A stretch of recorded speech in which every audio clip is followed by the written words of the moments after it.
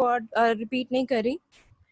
हमारे पास आज है एडिशन ऑफ वाटर से स्टार्ट करना है। एडिशन ऑफ वाटर का मतलब है कि अगर हम सल्फ्यूरिक एसिड और मर्क्यूरिक सल्फेट की प्रेजेंस में 75 डिग्री सेल्सियस पे वाटर ऐड करें तो एल्काइंस हमारे पास विनाइल अल्कोहल देते हैं which rearranges itself to give an aldehyde. ठीक है, अब इसमें होता क्या है, मैं यहाँ पर पहले कंडीशंस लिख रही हूँ।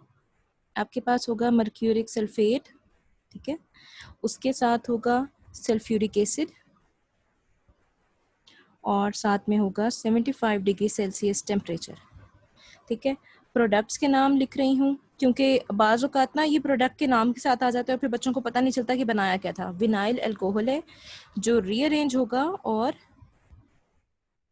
एल्डिहाइड या कीटोन बनाएगा। ठीक है, अब इस पे आते हैं कि होता कैसे है।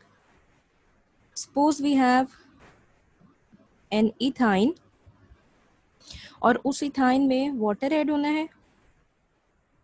ये पार्शियल नेगेटिव होगा, ये पार्शियल पॉजिटिव होगा। सल्फ्यूरिक एसिड और मर्क्यूरिक सल्फेट और 75 डिग्री सेल्सियस की प्रेजेंस में, यानी मैं यहाँ पे लिख रही हूँ HgSO4 और H2SO4, इसकी प्रेजेंस में होगा क्या, सिंपली बॉन्ड ब्रेक होगा। एक तरफ H2 ऐड हो जाएगा, डबल बॉन्ड आएगा और दूसरी तरफ OH ऐड हो जाएगा। यहाँ तक तो कोई मसला नहीं है। अच्छा, अब इसको थोड़ा सा ना ओपन करके लिखते हैं। जो BSc टाइप बुक्स होती हैं ना, वहाँ पर इसका मैकेनिज्म थोड़ा सा डिफरेंट है। आपकी बुक ने एक स्टेप मिस किया हुआ है सिंपली, कि विनाइल अल्कोहल जो है एक अनस्टेबल अल्कोहल है और इसमें जो हाइड्रोक्सी ग्रुप है वो डबल बॉन्डेड कार्बन के साथ एक आइसोमर बनाता है जो एल्डिहाइड के फॉर्म में चला जाता है। इसको मैं खोल के लिख रही हूँ थोड़ा सा। Suppose you have CH2 double bond CHO and H।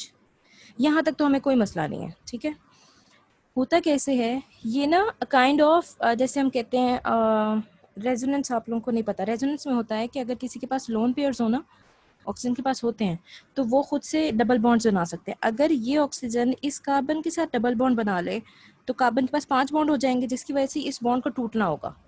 ठीक है, अगर इस बॉन्ड ने टूटना है ना, दैट मीन्स मैं इसको ना यहाँ पे इस तरह से बना रही हूँ, CH2 नेगेटिव हो जाएगा, यहाँ पर O आ जाएगा, ये H अभी भी इसके साथ था। ऑक्सीजन के 3 बॉन्ड्स हो गए, मतलब अनस्टेबल हो गया, अनस्टेबल हो गया तो पॉजिटिव आ गया। ठीक है, उसके बाद क्या होता है कि ये जो CH2 नेगेटिव होता है ना, ये इस हाइड्रोजन पे अटैक करता है और ये बॉन्ड ब्रेक हो जाता है। ठीक है, जब ये बॉन्ड ब्रेक होता है तो हमारे पास एक प्रोडक्ट आती है, मैं यहाँ पर बना रही हूँ, that is CH3 C double bond O and H। ठीक है, अच्छा, अब आपकी बुक क्या कर रही है, आपकी बुक ये वाला स्टेप नहीं लिख रही। ठीक है, आपकी बुक जा रही है, मैं यहाँ पे ना इसको ग्रीन से कर रही हूँ कि आपकी बुक ने ये बनाई है चीज़, ठीक है, और उसके बाद स्ट्रेट ये बनाती है, वट एवर यू लाइक। लेकिन मेरे ख्याल में ये चीज़ ज़्यादा जस्टिफाइड होनी चाहिए थी कि ये H एकदम से CH2 से CH3 कैसे हो रहा है। तो वो जस्टिफिकेशन ये है क्योंकि ये वाला ऑक्सीजन अनस्टेबल हो जाता है due to the resonance structure और इस वाले पे नेगेटिव चार्ज आ जाता है और इस पे पॉजिटिव चार्ज आ जाता है। तो ये जो CH2 का नेगेटिव है ये उस हाइड्रोजन को अपनी तरफ अट्रैक्ट करता है और क्योंकि ऑक्सीजन के पास ऑलरेडी इलेक्ट्रॉन्स कम हैं तो बड़ी आसानी से इलेक्ट्रॉन रिलीज कर देता है और जब वो हाइड्रोजन रिलीज कर देता है और जब वो हाइड्रोजन रिलीज कर देता है तो सारा कुछ एकदम स्टेबल हो जाता है और वो एल्डिहाइड बन जाता है। ठीक, होपफुली यहाँ तक कोई इशू नहीं आया। ठीक है, अब उसके बाद सपोज यहाँ पर ये CH ना हो, मतलब इथाइन ना हो, वी हैव सम प्रोपाइन। ठीक है, अगर प्रोपाइन होता, मैं चाह तो ये रही थी कि मैं इसमें से चेंजेस कर दूं लेकिन ये मसला ना आए, इसकी वजह से यहाँ पर लिख रही हूँ। सपोज एक तो ये था ना, ये तो एज इट इज रहेगा। ठीक है, यानी ये चीज़ थी, उसके बाद C और CH3 आ जाएगा। ठीक है, हमारे पास H और OH था, ऊपर वाली कंडीशंस वही थी। ठीक है, हाइड्रोजन जाएगा इसके पास, हाइड्रोक्सल आएगा इसके पास। सॉरी, एक और चीज़ बीच में से मिस हो गई कि आपके पास मार्कोनिकोव्स रूल भी तो है। मार्कोनिकोव्स रूल हमने जहाँ तक पढ़ा है ना अभी तक, उसमें है कि हम उसको एल्काइल हैलाइड पे लिमिट कर रहे हैं, लेकिन ये एक एल्काइंस के एल्कीन्स के केस में या अनसैचुरेटेड में एक जनरल ट्रेंड सा बन जाता है कि जिसके पास हाइड्रोजन कम होगी ना, नेगेटिव चार्ज उसके पास आना है। ये पार्शियल नेगेटिव था, ये पार्शियल पॉजिटिव था, तो ये वाला इधर जाएगा और ये वाला इधर जाएगा। अब इसको आगे देख लेते हैं कैसे होगा। CH3 एज इट इज रहेगा, ये C था, OH इसके पास आ गया, डबल बॉन्ड हो गया और ये हो गया CH2। रिपीट कर रही हूँ बात को, जिसके पास हाइड्रोजन कम है नेगेटिव ने उधर जाना है। जब नेगेटिव उधर जाएगा तो आपके पास इस तरह का एक कंपाउंड बन जाएगा, क्योंकि OH के ऊपर नेगेटिव चार्ज होता है। अच्छा, अब ये तो अनस्टेबल था। अनस्टेबल होने का मतलब है कि इसको ओपन करके लिखने की जरूरत है। चलो अब अगर डिटेल में जा रहे हैं तो थोड़ा सा इसको इस तरह से लिख देते हैं। सपोज वी हैव CH2 और ये O हो जाएगा और ये H हो जाएगा। मैंने कहा था ये बॉन्ड ऐसे होगा और ये बॉन्ड ऐसे होगा। मैं फिर भी अपने वाले उस तरीके से जा रही हूँ कि मैं चार्जेस शो करूंगी और चार्जेस के बाद स्टेबल फॉर्म पे जाऊंगी। तो we have CH3 C single bond, CH2 negative, double bond OH और O पे आ जाएगा पॉजिटिव चार्ज। ये O पे पॉजिटिव चार्ज है, ठीक है। उसके बाद क्या बनेगा, CH3 C double bond O and CH3। वजह, ये C नेगेटिव इस H पे अटैक करेगा और ये बॉन्ड ब्रेक हो जाएगा। ये जो एरो मैं बना रही हूँ ना, जो बॉन्ड के ऊपर से एक एटम की तरफ जा रहा है, that is for bond breakage, ठीक है। ये एक्स्ट्रा स्टेप है जस्ट टू मेक श्योर कि आपको चार्जेस की रोटेशन और प्रोटॉन्स की मूवमेंट समझ आ रही है, और जो आपकी बुक दे रही है वो ये दे रही है। मतलब कि अगर मैं इस सारी चीज़ को सम अप करूं तो मैं ये कह सकती हूँ कि इथाइन हमेशा एसिटल्डिहाइड देगा, ठीक है। और अगर इथाइन हमेशा एसिटल्डिहाइड देगा तो इसका मतलब है प्रोपाइन एंड ऑनवर्ड्स सारे वो हमेशा कीटोन्स देंगे। यानी कि addition of water to alkynes may lead to formation of either aldehyde or ketone depending upon the starting material, ठीक है। आई होप मेरी बात समझ आई होगी। Addition of water to alkynes may lead to formation of aldehydes or ketones depending upon the nature of starting material। अच्छा जी, then we have addition of ammonia और साइनाइड। ये देखिएगा, आपके पास अगर एक इथाइन है, ठीक है, उसमें एमोनिया ऐड कर रहे हो। अच्छा, ये वाले रिएक्शंस जो है ना, इनके लिए कैटलिस्ट डिफरेंट है, सूटेबल कैटलिस्ट चाहिए हर एक कंपाउंड के लिए। तो एमोनिया के केस में हम एल्यूमिना लेंगे। एल्यूमिना का अब तो फॉर्मूला याद हो जाना चाहिए, बहुत जगह पे आ गया है। Al2O3 एल्यूमिनियम ऑक्साइड भी कहते हैं। 300 डिग्री सेल्सियस होगा, सिंपली CN ने ऐड हो जाना है। मतलब चाहे HCN ऐड हो चाहे एमोनिया ऐड हो, जो प्रोडक्ट है that is always a nitrile, या उसको बोलते हैं साइनाइड। होता कैसे है, सपोज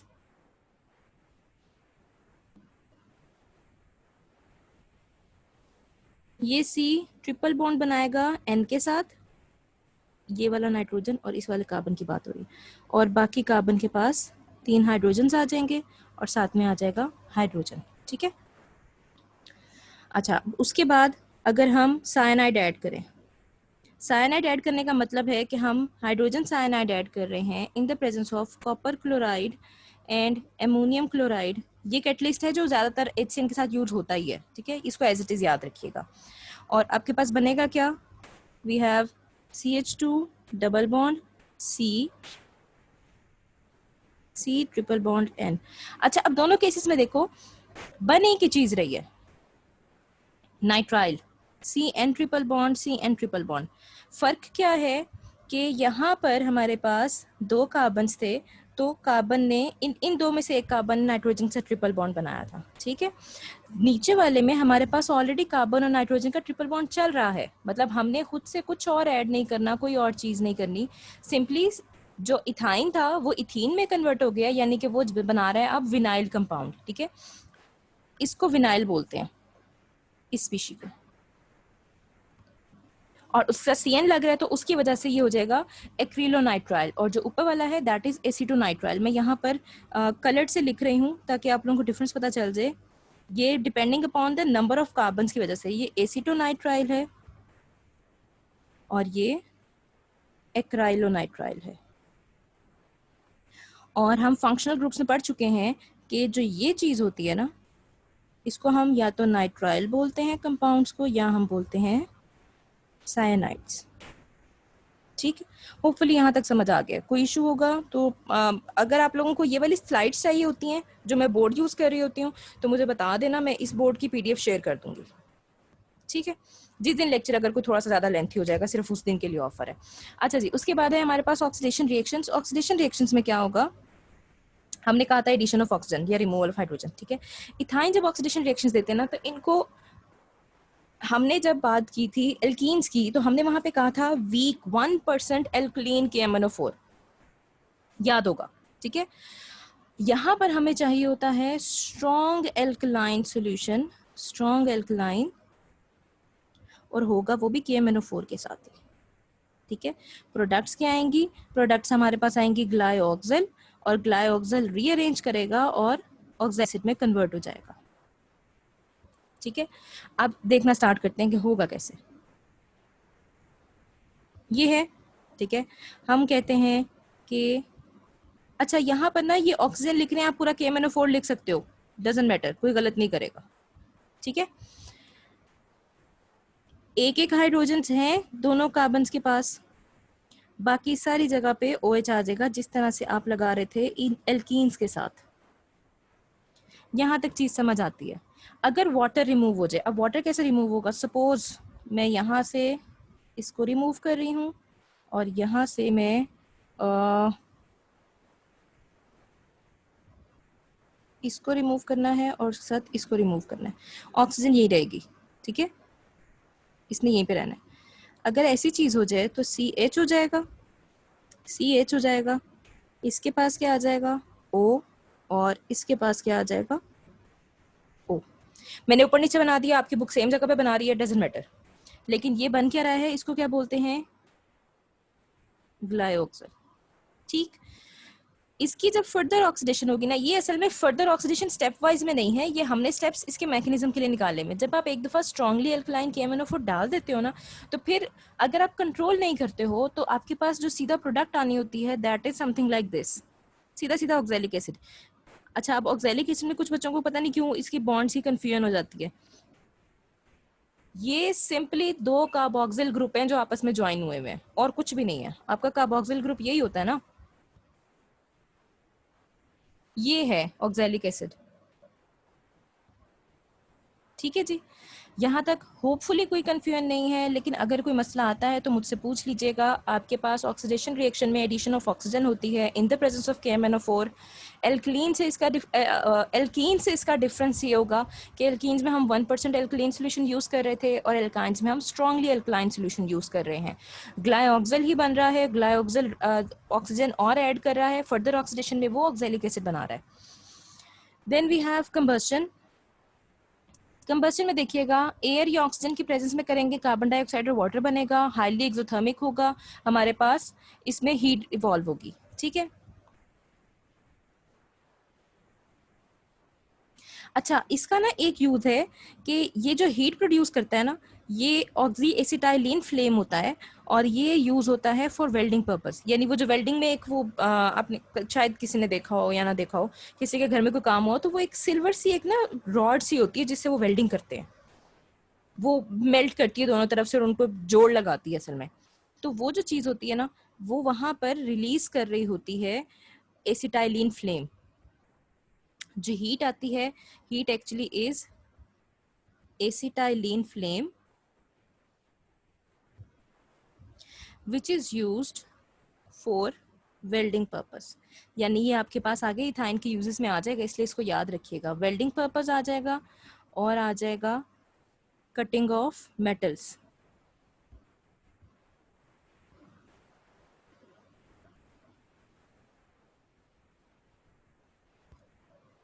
ठीक है जी, यहाँ तक तो कोई कंफ्यूजन नहीं होगी होपफुली।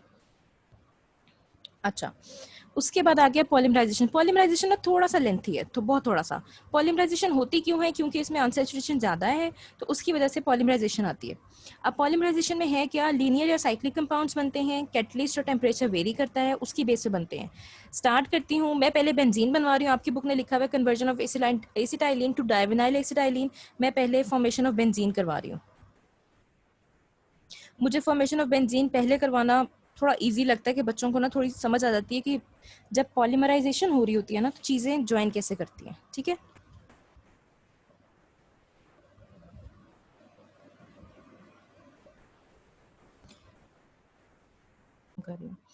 फॉर्मेशन ऑफ बेंजीन में होता क्या है, हमारे पास simply copper tube as catalyst use होती है। मैं यहाँ पे लिख रही हूँ कॉपर ट्यूब, ठीक है, और टेम्परेचर हाई होता है, दैट इज 300 डिग्री सेल्सियस। अच्छा, यहाँ पर ना मेन चीज़ जो सिर्फ एक मज़े की चीज़ जो मुझे लगती है, वो सिर्फ एक बात का ध्यान रखना है कि आप तीन एल्काइंस को यानी एसिटाइलिन्स को, तीन इथाइन मॉलिक्यूल्स को अरेंज कैसे कर रहे हो। बेंजीन की शेप सबको याद है कैसी होती है, बेंजीन कुछ इस तरह का दिखता है, ठीक है। अगर मेरे पास इथाइन मॉलिक्यूल्स हैं और मैं कुछ इस तरह से बना रही हूँ, दो कार्बन ऐसे बना रही हूँ, दो ऐसे बना रही हूँ और दो ऐसे बना रही हूँ, यानी कि ये एक इथाइन है, ठीक है। उसके बाद एक ये इथाइन है, ठीक है, और तीसरा इथाइन यहाँ पर कुछ इस तरह की शेप में। होगा कैसे, जब हम कॉपर ट्यूब यूज़ करेंगे, 300 डिग्री सेल्सियस यूज़ करेंगे, ये बॉन्ड ब्रेक होगा और यहाँ पर एक बॉन्ड शिफ्ट हो जाएगा, एक यहाँ से ब्रेक होगा और एक यहाँ से ब्रेक होगा, ठीक है। बनेगा क्या, C double bond C, single bond C, double bond C, single bond C, double bond C and single bond, और यहाँ पर बाकी सारे हाइड्रोजन ऐसे रह जाएंगे। होपफुली यहाँ तक समझ आई है। और ये हो गया बेंजीन, ठीक है। जूम आउट कर रही हूँ ताकि एक दफा इसको अच्छे से देख लो। सिंपली कुछ भी नहीं है, तीन तीन बॉन्ड्स हैं, हर एल्काइन के तीन एल्काइन मॉलिक्यूल, तीन इथाइन मॉलिक्यूल्स यूज होने हैं, और उन तीन इथाइन मॉलिक्यूल्स में से एक एक बॉन्ड टूट के आगे शिफ्ट होता जाएगा और ये पॉलीमराइज कर जाएगा।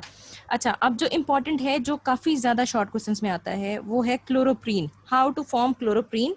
इसको क्लोरोप्रीन भी कहते हैं, इसको विनाइल एसिटाइल, मतलब इसमें जो डिफरेंट स्टेप्स आ रहे हैं ना, बाज़ औक़ात पेपर अगर किसी पेपर सेटर बाज़ औक़ात इस तरह से करता है कि वो मेमोरी टेस्ट करने के लिए बीच में से कोई प्रोडक्ट देता है कि जैसे आपके स्टेप्स चल रहे हैं ना, तो वो उसमें से कोई एक स्टेप की प्रोडक्ट का नाम बता देगा और कहेगा यहाँ तक बना दें। तो आपको पूरा रिएक्शन नहीं बनाना, आपको जहाँ तक डिमांडेड है, जहाँ तक आपसे पूछा गया, आप वहीं तक बनाओगे। स्टार्ट कर रहे हैं, कॉपर क्लोराइड और एमोनियम क्लोराइड की प्रेजेंस में इसने हमारे पास विनाइल एसिटाइलिन बनेगा, डाइविनाइल एसिटाइलिन बनेगा, और उसके आगे जब हम क्लोरीनेशन करेंगे तो क्लोरोप्रीन बनेगा। मैं यहाँ पर लिख रही हूँ एसिटाइलिन, सॉरी विनाइल एसिटाइलिन मैंने लिखना था, डाइविनाइल एसिटाइलिन, ठीक है। सिंपली इथाइन मॉलिक्यूल होगा, पॉलीमराइज करने का मतलब है मोनोमर, यानी सेम जो कंपाउंड है उसी ने आगे फर्दर मल्टीप्लाई होना है या कंबाइन करते जाना है। तो जब इस तरह की कोई चीज़ होती है तो सेम ही होते हैं, बहुत कम होता है कि दो डिफरेंट मोनोमर्स हों। बेटा स्क्रीन शो हो रही है सबको, क्योंकि मेरे पास ये आ रहा है। अगर किसी और को इशू आ रहा है तो मुझे बता दें कि मिस हमारी स्क्रीन आना बंद हो गई है। अगर आपके पास किसी और का नाम आ रहा है तो सिर्फ उसको मोबाइल से स्क्रॉल लेफ्ट और राइट करो, आपके पास मेरी वाली स्क्रीन आ जाएगी। कॉपर क्लोराइड है और साथ में है एमोनियम क्लोराइड। यहाँ पर आपके पास बनेगा क्या, सिंपली इसने वो करना है ना, पॉलीमराइज करना है, तो CH2CH, ये वाली चीज़ है, C ट्रिपल बॉन्ड CH, ठीक है। यानी कि एक इथाइन से एक हाइड्रोजन दूसरे के पास चला गया, ठीक है। अच्छा, जो ये वाली चीज़ है ना, मैंने आपको पहले बताया था कि इसको जब हमारे पास CH2 डबल बॉन्ड CH और आगे सिंगल बॉन्ड हो ना, उसको हम विनाइल बोलते हैं। ये इस कंपाउंड का नाम ही विनाइल है। जहाँ पर ये लगेगा कंपाउंड नेम में लाजमी विनाइल आना है, ठीक है। विनाइल हो गया। अब ये क्या है आगे? इथाइन। इथाइन को हम और क्या बोलते हैं? एसिटाइलिन। तो नाम आ जाएगा विनाइल एसिटाइलिन। ठीक है जी, यहाँ तक तो आई होप कोई मसला नहीं। अच्छा, अगर इसका आयुपैक नेम देखें तो क्या होगा? हमने कहा था कि हम जब भी कोई ऐसा कंपाउंड होगा जिसमें ट्रिपल बॉन्ड और डबल बॉन्ड होगा तो हम लास्ट में हमेशा आइन लिखेंगे और कोशिश करेंगे कि स्मॉलर नंबर एल्कीन को जाए, ठीक है। अगर मैं यहाँ से स्टार्ट करूँ, मैं यहाँ पे रेड पेन ले रही हूँ ताकि थोड़ा सा डिफरेंस नजर आ जाए। 1 2 3 एंड 4, यानी कि ये तो हो गया 3 आइन, ठीक है। उसके बाद कार्बन कितने हैं? 4, यानी कि ये हो जाएगा, मैं हमने कहा था ये ब्यूटा नहीं होगा, ये ब्यूट एन होगा, ठीक है। ब्यूटेन हो गया। डबल बॉन्ड है किन के दरमियान में? 1 और 2 के दरमियान में, तो यानी कि ये हो जाएगा 1 ब्यूटेन 3 आइन। आई होप ये चीज याद है, भूल नहीं गए हो। अच्छा जी, उसके बाद सपोज यही कंपाउंड है, वापस आ रही हूँ। हमने बनाया था अभी CH2 double bond CH C triple bond CH, यही था। इसके साथ फिर से इथाइन ने रिएक्ट करना है क्योंकि पॉलीमराइजेशन चल रही है, ठीक है। ये कुछ ज़्यादा छोटा हो गया। अच्छा, कॉपर क्लोराइड है और NH4Cl है। मैं यहाँ पे बना रही हूँ नीचे क्योंकि जगह थोड़ी सी कम हो रही है। बनेगा कैसे? अब उसने अटैच करना है, पहले वाला कंपाउंड आ जाएगा CH2 double bond CH C triple bond C, ये वाला H इधर चला जाएगा तो आपके पास आ जाएगा CH डबल बॉन्ड CH2। अच्छा, अब मुझे बताओ कितने विनाइल ग्रुप्स हो गए इसमें? पेन का कलर चेंज कर रही हूँ। एक ये विनाइल ग्रुप हो गया, एक ये विनाइल ग्रुप हो गया, ये बीच में क्या है? इथाइन। ऐसे ही है, तो क्या हो जाएगा? डायविनाइल एसिटाइलिन, ठीक है। और अगर हमारे पास अगर हमारे पास आ जाए कि इसका आयुपैक नेम लिखना है तो 1,5 हेक्सा 3 आइन हो जाएगा, ठीक है जी। अलीजा, आपका कैमरा ऑन है बेटा, बंद कीजिएगा। अच्छा जी, जो मेन चीज थी जो मुझे आप लोगों को बतानी थी वो थी क्लोरोप्रीन की फॉर्मेशन। अच्छा, ये वाला कंपाउंड है, ग्रीन से लेके चल रही हूँ कि अगर आप इसमें कंसंट्रेटेड सल्फ्यूरिक एसिड ऐड कर दो ना, sorry concentrated HCl, sulph hydrochloric acid add करो और आपके पास जो रिएजेंट्स है वो वही रहेंगे, यानी कि कॉपर क्लोराइड होगा और एमोनियम क्लोराइड NH4Cl होगा, ठीक है। अब इसमें होगा क्या कि जहां पे ट्रिपल बॉन्ड आ रहा है ना, यानी जिसके पास लीस्ट नंबर ऑफ हाइड्रोजन्स है, वहां पे एक क्लोरीन लग जाएगा। क्लोरीन लगेगा कैसे? CH2 है, डबल बॉन्ड CH है, सिंगल बॉन्ड C है, तो इसका मतलब है कि यहाँ पर CH2 हो जाएगा। जो HCl का हाइड्रोजन है वो एक इधर जा रहा होगा और क्लोरीन इधर जा रहा होगा, ठीक है। इसको बोलते हैं क्लोरोप्रीन। ये जो कंपाउंड है ना, ये है क्लोरोप्रीन, ठीक है। और अगर क्लोरोप्रीन की ही पॉलीमराइजेशन होती रहे तो ये बनाता है नियोप्रीन। नियोप्रीन के हमारे पास आगे फर्दर वो हैं एप्लीकेशंस हैं कि ये सिंथेटिक रबर के तौर पे यूज होता है, ठीक है जी। यहाँ तक होपफुली कोई मसला नहीं है, अगर कोई इशू है तो मुझसे पूछ लें। यहाँ तक सारी बात समझ आ रही है? Then we have acidic nature of alkynes. अच्छा, अब एसिडिक नेचर ऑफ एल्काइंस कैसे हो गया? हमने तो कहा था कि अगर इसके पास इतने सारे वो हैं इलेक्ट्रॉन्स हैं, और ये कुछ इस तरह की चीज़ थी ना जब हम पहले भी बात करते रहे हैं, ये लीनियर स्ट्रक्चर था और इसके पास 2 पाए थे। अगर इलेक्ट्रॉनिक क्लाउड इतना ज़्यादा है तो फिर तो इसको हाइड्रोजन देना ही नहीं चाहिए। तो ये तो एसिडिक नेचर की बात कर रहा है कि मतलब एसिडिक नेचर मीन्स कि ये अपने ये वाले दोनों हाइड्रोजन्स को रिलीज कर सकता है या रिप्लेस करवा सकता है, ऐसे ही है। इसमें देखते हैं हमारे पास इथाइन में या अदर जो टर्मिनल एल्काइंस होते हैं लाइक प्रोपाइन वगैरह हो गया, हाइड्रोजन जो है वो कार्बन एटम से sps बॉन्ड के थ्रू लगी होती है। अब एक चीज देखो, ये हमने पहले 6 चैप्टर में बात की थी, मैं sp3 से स्टार्ट करी हूँ कि sp3 में s करेक्टर कितना था? 25% s, ठीक है। sp2 में कितना था? 33%, ये s करेक्टर है। और sp में कितना होगा? 50%। और हमने एक और बात कही थी कि जो S होता है ना वो इलेक्ट्रॉन विदड्रॉइंग होता है। विदड्रॉ का क्या मतलब है? अपनी तरफ खींचने वाला।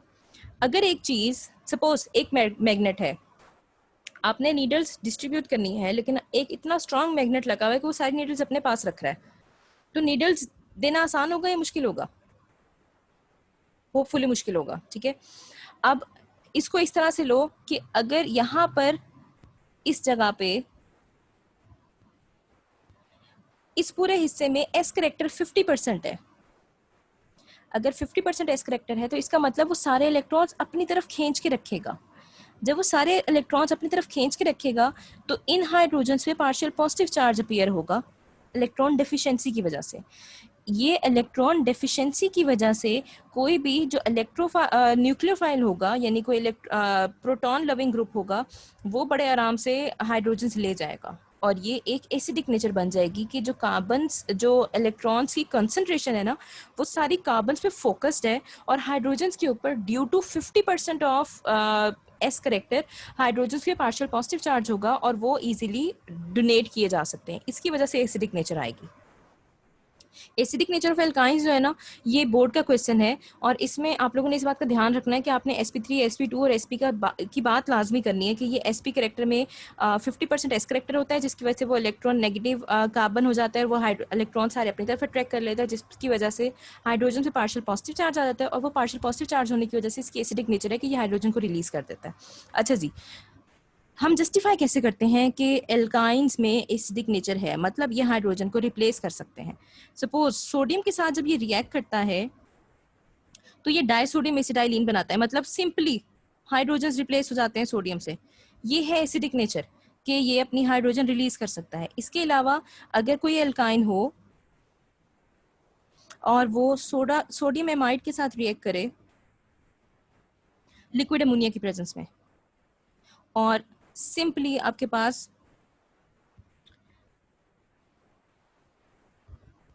सोडियम ऐड हो जाए और साथ में अमोनिया हो, ठीक है, यहां तक बात क्लियर होती है? होपफुली यहाँ तक कोई मसला नहीं होगा। अच्छा, यही वाली चीज़ आगे भी अप्लाई हो रही है कि अगर आप सपोज कॉपर यूज़ कर रहे हो, आप सिल्वर यूज़ कर रहे हो, एक और चीज़ का ध्यान रखिएगा, जितने एल्काइन से रिएक्शन हो रहे हैं ना, मेजॉरिटी जो उनसे हैं वो हो रहे हैं एल्कलाइन सोल्यूशन में।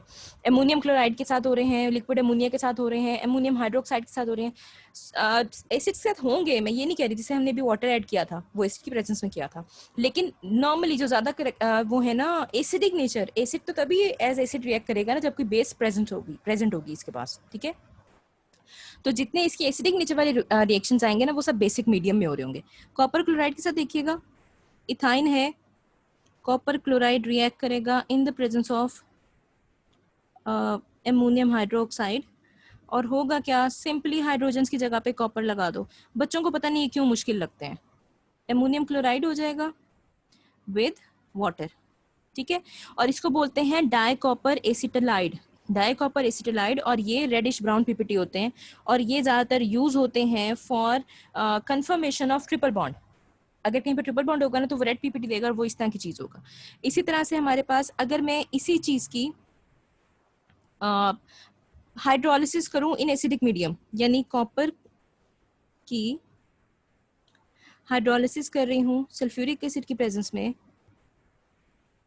तो ये सिंपली क्या कर देगा, ये वापस इथाइन बना देगा और साथ में आपके पास आ जाएगा कॉपर सल्फेट। यानी अगर हम एल्काइंस कंफर्म करते हैं थ्रू सम मीन्स कि कॉपर क्लोराइड या सिल्वर नाइट्रेट के साथ इसका रिएक्शन करवाते हैं, तो हम उसको वापस से गेन भी कर सकते हैं सल्फ्यूरिक से रिएक्शन के साथ। सिल्वर नाइट्रेट के साथ भी सेम चीज़ है जी। आपके पास अगर इथाइन मॉलिक्यूल है, सिल्वर नाइट्रेट के साथ रिएक्ट करवा रहे हो, एमोनियम हाइड्रोक्साइड की प्रेजेंस में होगा और जब ये बनेगा तो it would be silver triple bond carbon silver, ठीक है, और उसके साथ एमोनियम नाइट्रेट बन जाएगा NH4NO3, क्योंकि सिल्वर नाइट्रेट चाह रहा था ना, और ये है और ये इसने रिएक्ट करना है, ठीक है, और उसके साथ वाटर आ जाएगा। अच्छा, अब ये वाली चीज़ भी वापस जा सकती है। सपोज आप सल्फ्यूरिक एसिड यूज़ करो, या आप, मैं यहाँ पे ऊपर सल्फ्यूरिक एसिड लिख रही हूँ और नीचे मैं नाइट्रिक एसिड लिख रही हूँ। कोई भी एसिडिक मीडियम के साथ अगर आप रिएक्ट करवाते हो, ब्लू के साथ मैं सल्फ्यूरिक एसिड वाला लिख रही हूँ, आपके पास इथाइन वापस आ जाएगा, इसके साथ आपके पास आएगा सिल्वर सल्फेट, ठीक है। ग्रीन के साथ लिख रही हूँ, आपके पास इथाइन वापस आ जाएगा और उसके साथ आ जाएगा आपके पास सिल्वर नाइट्रेट। ठीक है जी, होपफुली यहाँ तक समझ आया। कोई मसला है, कुछ पूछना है पूछ लें। यूजेस ऑफ इथाइन और रिएक्टिविटी ये इंशाल्लाह कल करेंगे, क्योंकि आज के लिए मेरा ख्याल है काफ़ी हो गया। मैं आप लोगों को अनम्यूट कर रही हूँ, कुछ पूछना है तो पूछ लें। किसी बच्चे ने अगर कोई क्वेश्चन करना है, किसी ने अभी तक अटेंडेंस नहीं भेजी तो भेज दें। लें जी, अब मुझसे पूछते जाएं अगर कुछ पूछना है।